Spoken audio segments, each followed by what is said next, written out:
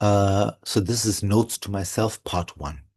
We're going to use ChatGPT and a bit of Gamma for this one. So I'd like to prepare a view about that man's progress regarding all technological advancements sits under one massive, massive pillar. And this is the discovery of electricity, and sitting coupled very, very closely to that was sort of uh, the refinement of, I'm going to say, AC current, the alternating current, which was Nikola Tesla's invention or discovery. And so all our advancements, technological advancements, paradigms we use are all very much built on this framework of electricity first. And so if there's ever going to be an electricity 2, a 3.0 or a 4.0 or a 5.0, assuming DC is electricity 1.0 and AC is electricity 2.0, uh, you would need to understand how electricity works properly. And when you are able to understand how it works, you get the paradigm right, the analogy correct, then you are able to optimize the system.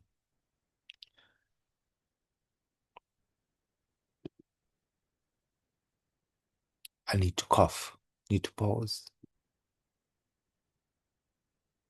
Uh, so first I'm going to start with maybe a little bit about the history of electricity. So it starts with Orsted, and he was doing some experiments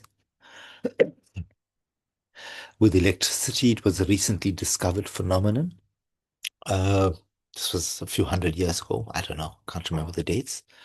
But the point is that he had a compass on the table whilst he was running, closing the circuit on his electricity circuit. And he, by pure chance, and a lot of the time, I think, we stumble upon just by pure chance, happened with gunpowder, with the Nobel. Uh, it happened a lot. And penicillin, I think, as well. There's many where it was just simple, pure accident. And I call this term falling uphill, where it's a coincidence. It's a very, very handy. It's an accident, and it's a fall that trips you uphill, and so you make progress.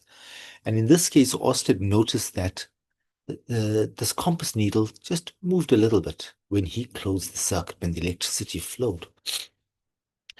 And he came to the conclusion that A affects B. So electricity somehow affects magnetism.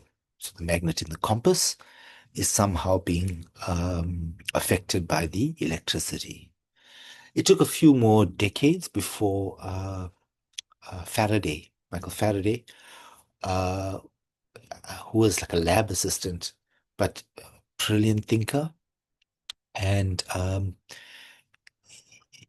he said, well, if A results in B, can B result in A? And it took us a long time to just figure that opposite conclusion. And so he did the opposite, which was he set up a coil of copper wire, connected it to some sort of an output, and then he moved a magnet through the coil uh, of the wire. And what that showed is that a movement of magnetism stimulated electricity in the wires, and electricity manifested in the wires. And so if you had connected a very, very low capacity light bulb, you would have probably seen a small flicker of light. But light is the energy equivalent of the wheel. When you understand there's uh, the material realm, and subtler realms. We've made a lot of progress in the material realm, some progress on the mental realm, but very little progress on the subtlest realms. And so when you understand things like energy and how that works, and not energy from like a dry engineering perspective, but energy as uh, the the force of the universe, it's the thing that manifests this universe, uh, driven by a source of consciousness. So let's pause there. Let's generate. Let's see what comes out.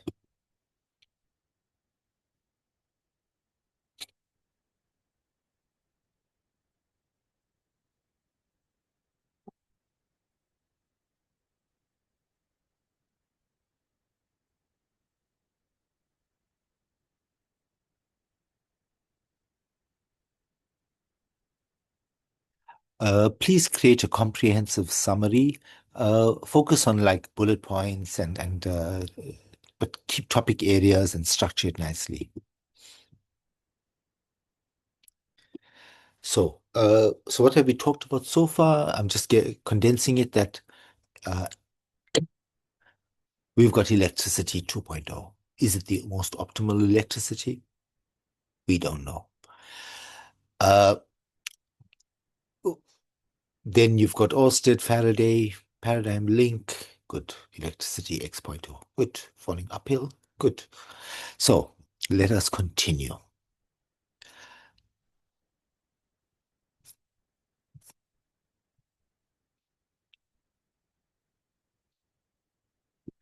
So all technological progress in our existence is underpinned by electricity first. And so all technology, all progress we've made as a civilization over the last, I'd say 120 years, 100 years, uh, is underpinned by electricity 2.0, alternating current. And the geniuses behind alternating current were two. It was Tesla and it was Charles Proteus Steinmetz, god of electrical engineering. And in both instances, if you look at how Tesla um, um, uh, and Steinmetz understood electricity, it is not how we are taught electricity, at least at university level. So it is not the movement of electrons. In fact, um, Steinmetz is very clear on that point. He says this prehistoric concept of the electrostatic charge destroys the analogy of how electricity really works, which is the interchange or exchange between the fields. So my suspicion is we do not fully understand how electricity works. We do not understand the model of how electricity is manifested in our generators when we drive powerful electromagnets in generators and electricity is manifested there. No idea how it is being done. And as a result, this is also a huge opportunity for anybody who actually discovers electricity 3.0. You become the first trillionaire without a doubt. And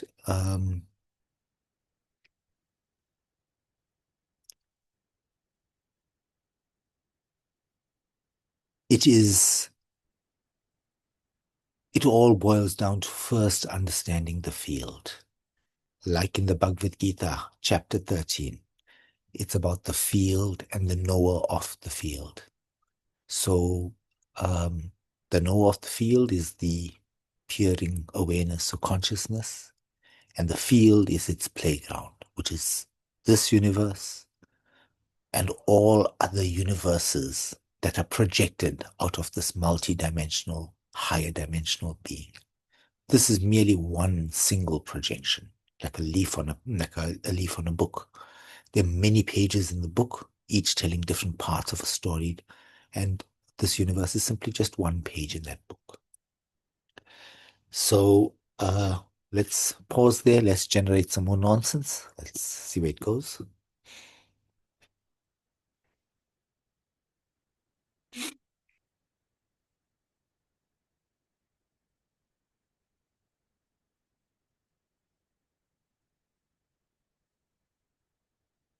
Please summarize in a similar fashion as you did the first part.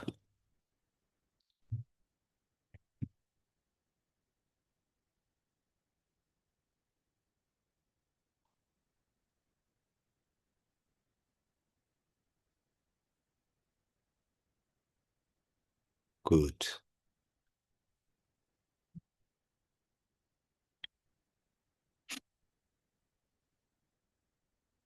So we sit in a bit of a conundrum. I'm going to say it's a world of false positive because all our progress sits on two very, how can I say,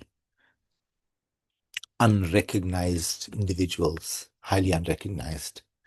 Even Tesla, for that matter, I'm going to say he was unrecognized because, and sort of what we did was, yes, we took the win on AC, a very limited knowledge. And how I know we have very limited knowledge is when you look at how the magnetic circuit and the electric circuit is taught at even at university level. And this is this is what I would like uh, to if you Google, just Google magnetic field, uh, I, and you get this very limited view of what is happening. And this shows when you see something like this, and once when you've studied some of the work of the real architects of electricity, then it's an I know that I know that you don't know. And when professors and Professor Daves of the world and Derek from Veritasium teach a picture like this, and they leapfrog over this. Oh, this is the magnetic circuit and electric circuit, and look, don't worry about that. Look at all the other wonders we've created. This is not how the field works. So, firstly, electricity. This universe is electric. This is a purely electric universe. It works in a three-dimensional transmission network that provides electricity to every being anywhere, everywhere, anywhere in the universe. You're connected seamlessly. Uh, the handover from one electricity point to another as you migrate through the universe is virtually seamless. So you don't ever have disconnection problems, electricity supply issues, and so forth, because the universe works on an electricity delivery system that's one dimensional higher. We are we are drawing energy out of a tiny Planck-sized source right here in this physical realm. So it's a pull out of energy, whereas we are simply each being is like a it's like a gyroscope, and so through gyroscopic action we pull on the center point, and this stimulates, and when once stimulated, provides the necessary electricity. So the point, or rather, the the 0 point that eventually powers the black hole is same 0 point that powers each and every being. And so um, let's first pause here. I'm going to just generate some info. We may need to take uh, let's go for it. Come on. It's my knowledge, so let's fucking go for it.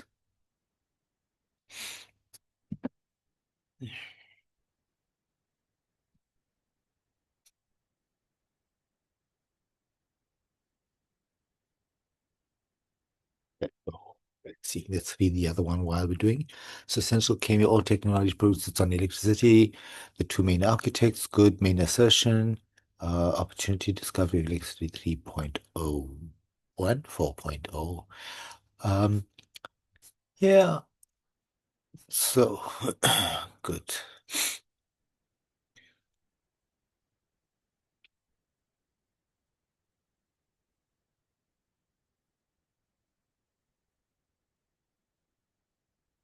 Good, good, good, good, good. So, so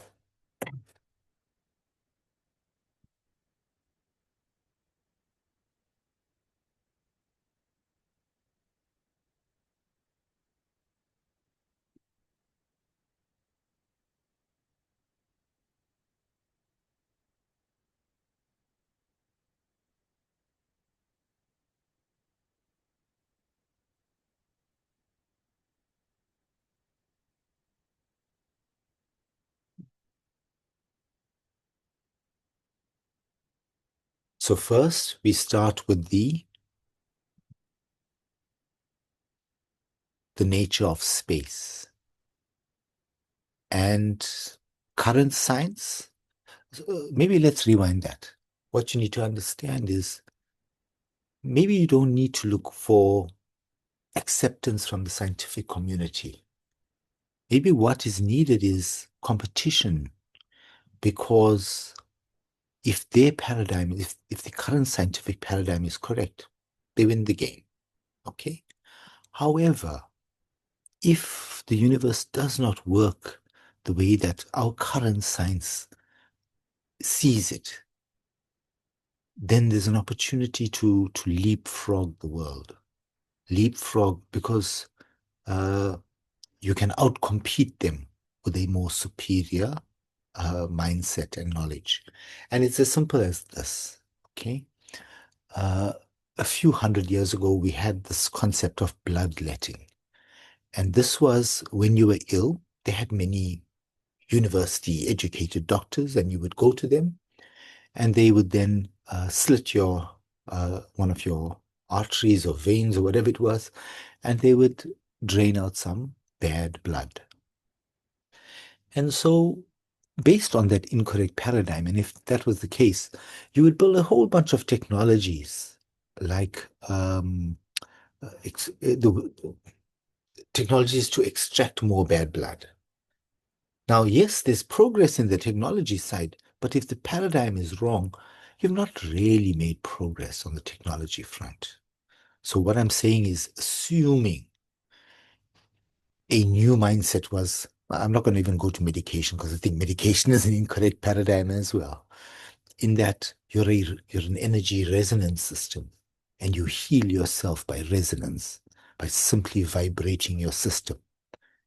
And what I'm saying is at the base level, when cells become static, then they die. There's blackness, there's death. But when you are able to stimulate them, move them, resonate them, they start to vibrate. You restart the engine. And when they start to vibrate, there's miraculous healing. Now, these are two paradigms. And let's assume option number two was correct in the long term, and it's proved correct. Then mastering the art of how to resonate your system based on a new paradigm of resonance leapfrogs the individuals who are hit the blood letters. And so by leapfrogging them, you usher in a new paradigm, a new level, completely new level. I don't know what I've said there, but please summarize it. I may have gone off track.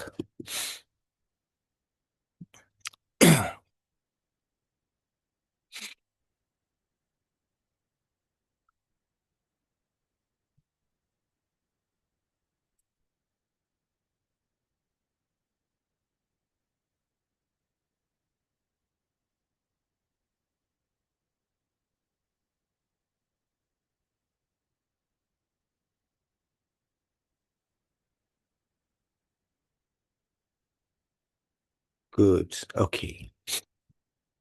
So, I guess the other thing for me is you have to maybe understand me, which is I'm a slacker. I try to look for the easiest solution with the most impact, and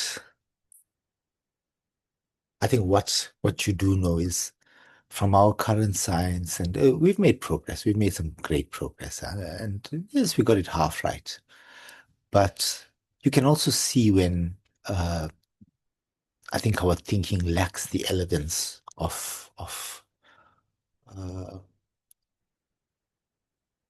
it lacks its elegance. Let's put it like that.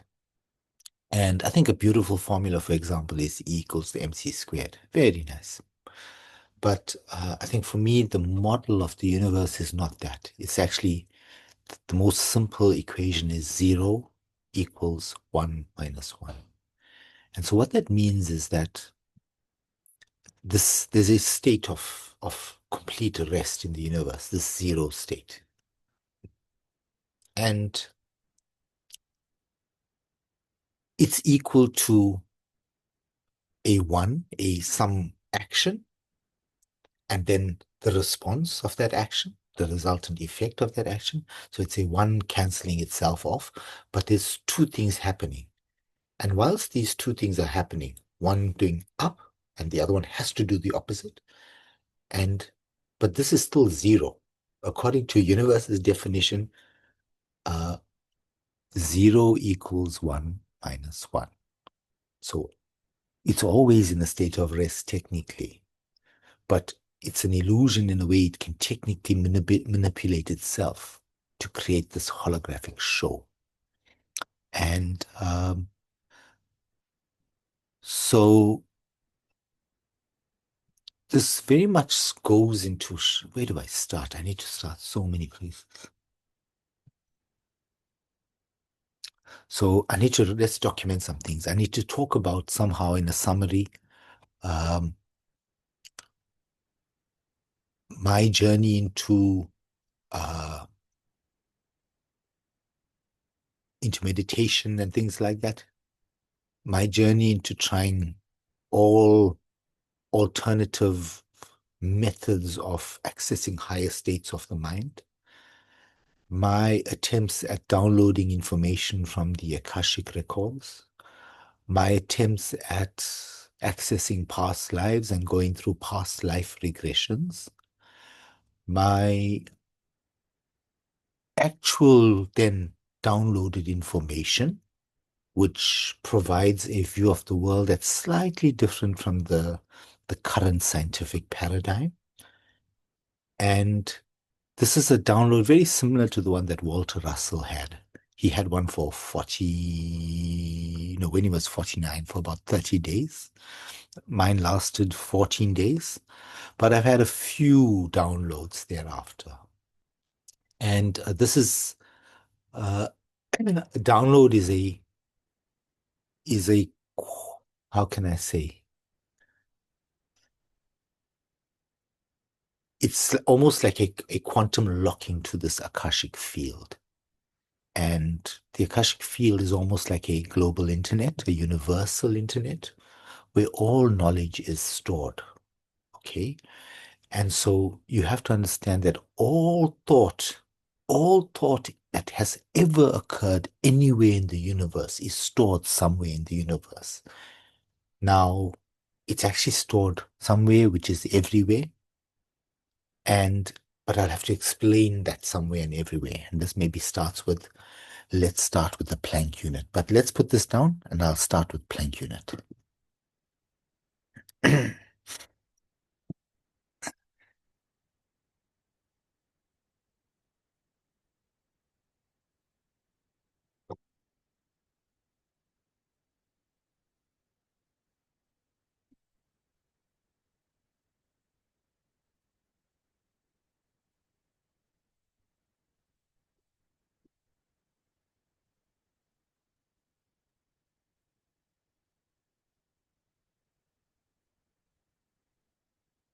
So philosophical time frame, good.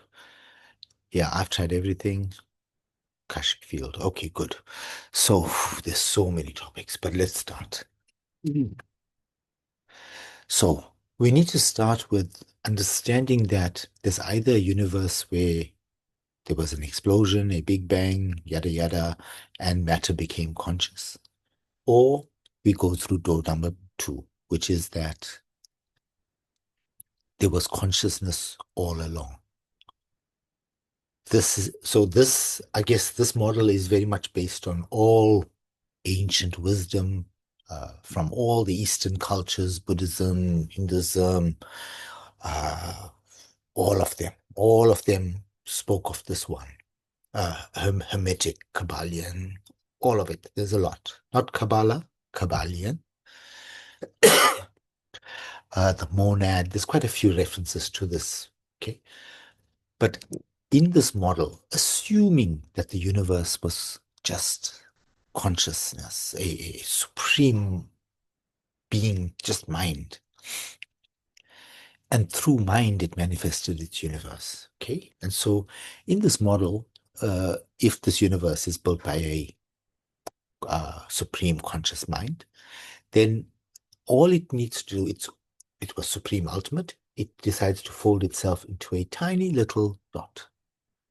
It's still also the supreme ultimate ocean, but now it's rolled itself up also into a little water molecule, which is also 100% water, same as the ocean. So it's like this. If you watched How I Met Your Mother, one of the episodes, I think it was a Thanksgiving episode where they talk about a turkey key and was a turkey inside a turkey. So in this, it's almost like that. A Planck unit, which is now what I'm talking about when Supreme Ultimate folds itself into a tiny little dot, which is a size of granularity just to define this material world. Okay, so this is the size of space. But within this unit, it then is fully, it has the same level of power as the Supreme Ultimate at a small dot point. It then replicates itself infinitely many times all over. So this establishes the pixel layer of our universe, the medium upon which all electromagnetic activity propagates through. It's the transmission network. It's the 0 point.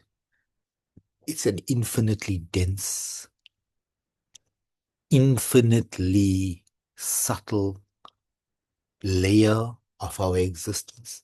But if you miss it, then you're not playing with the full deck of cards. And if you don't play with the full deck of cards, you will quickly be outmaneuvered. It's just simply that the horse and cart will be eclipsed by the electric car. Its new technology will supersede.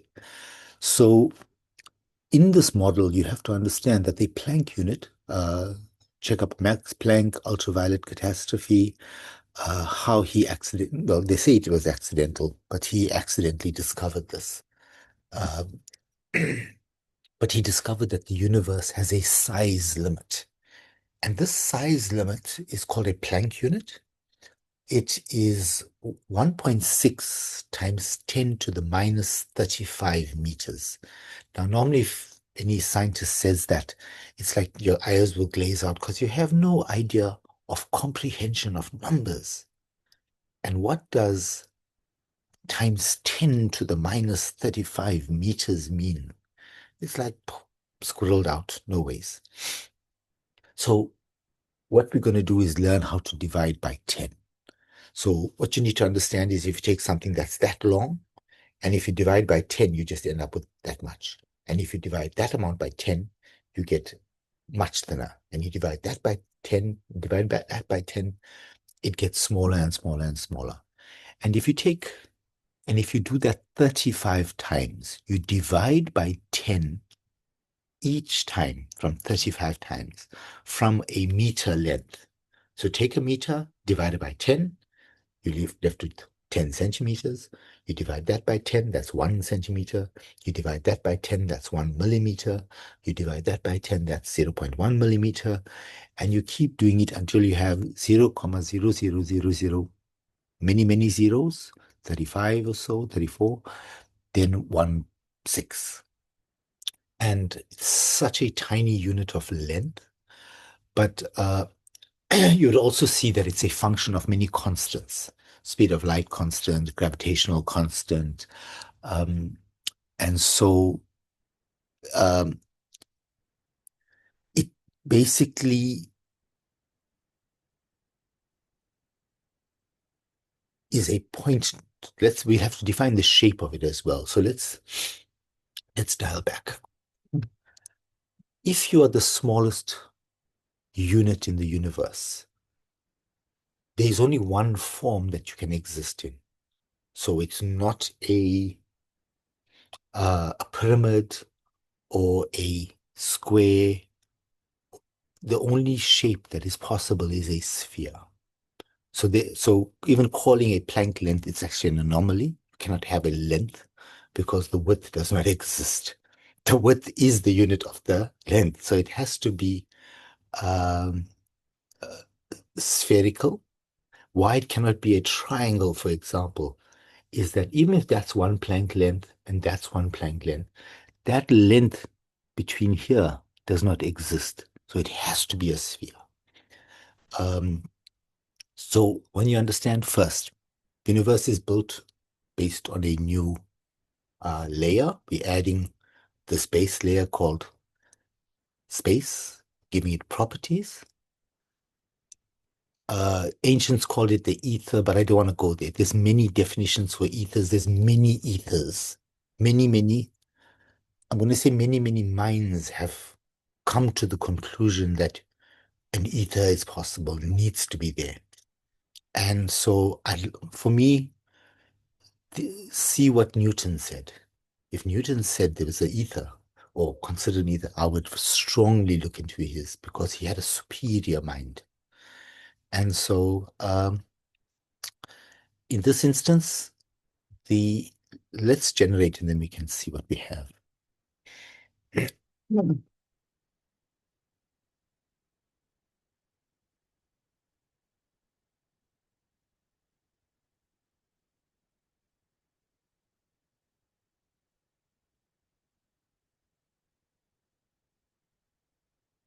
So it's going to get complicated.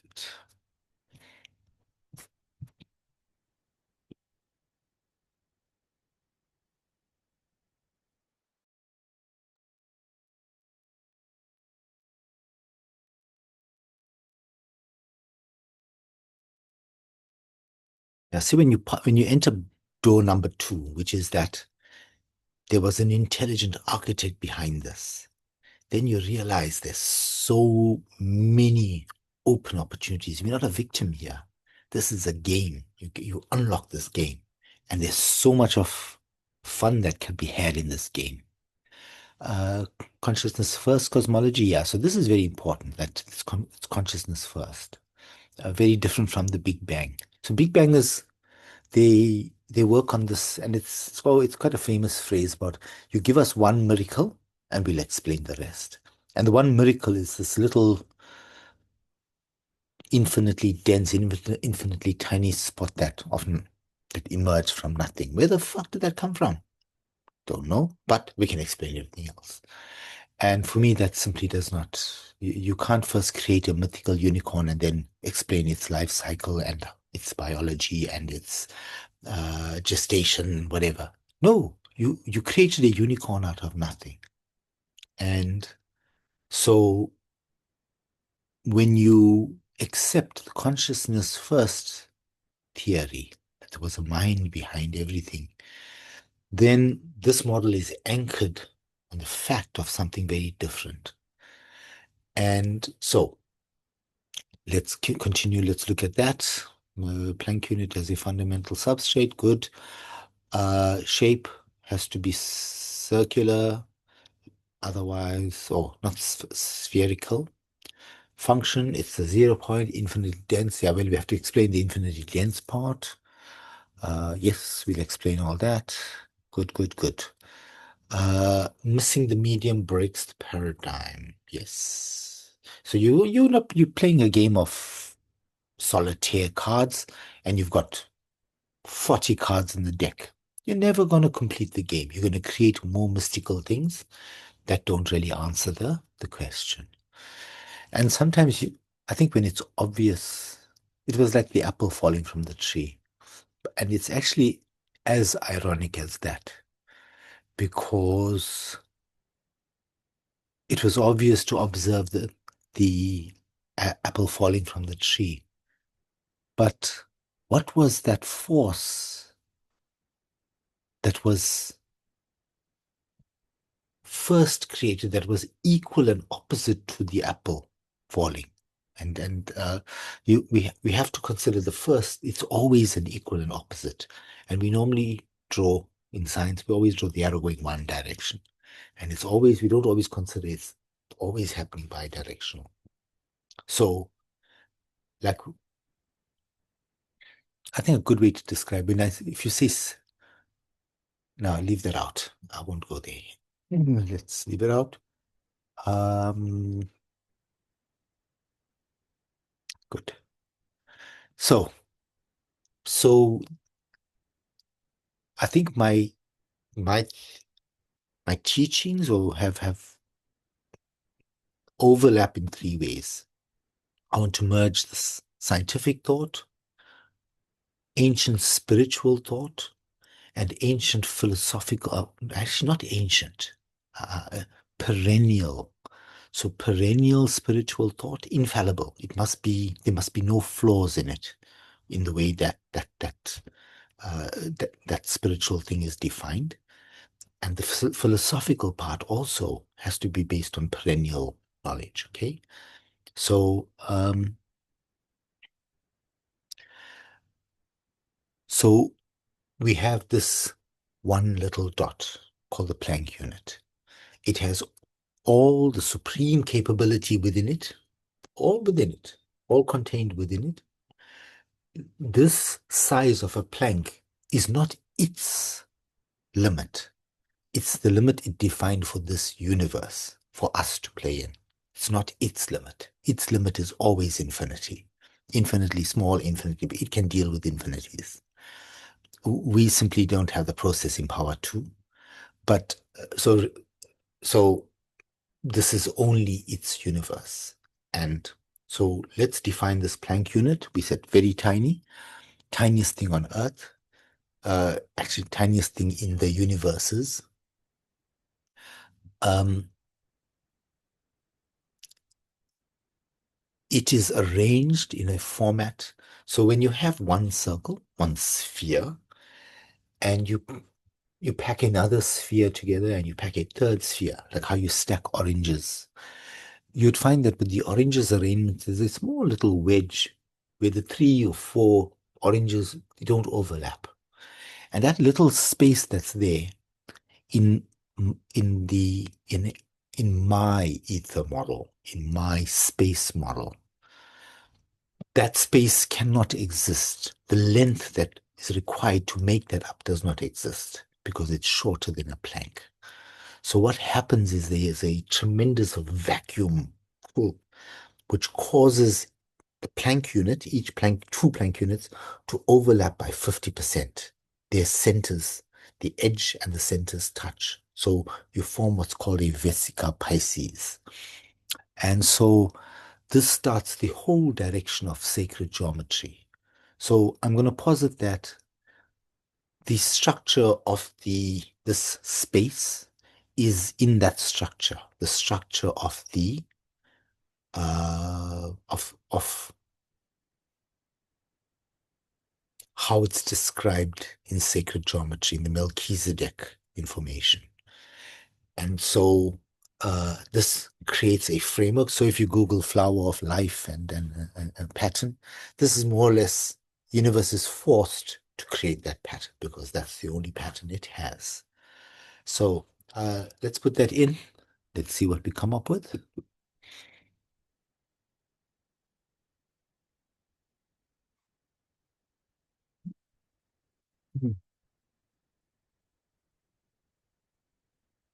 So,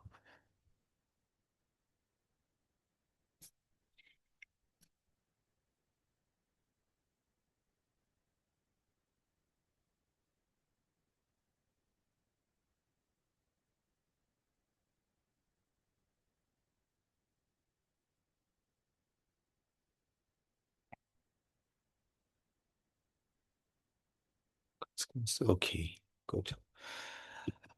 So from the beginning of this conversation, right at the beginning to now, can we now put a consolidated view in place?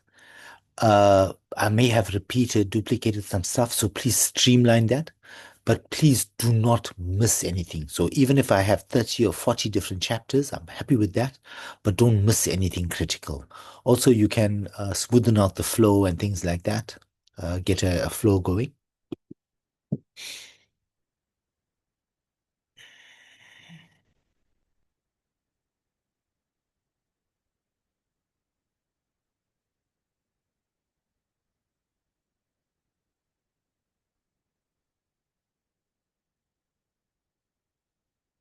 Good. Oof, oof, oof, oof.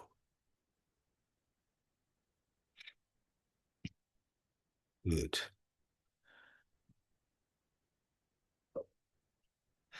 Well, I think I was just using this as a example, but it's actually true.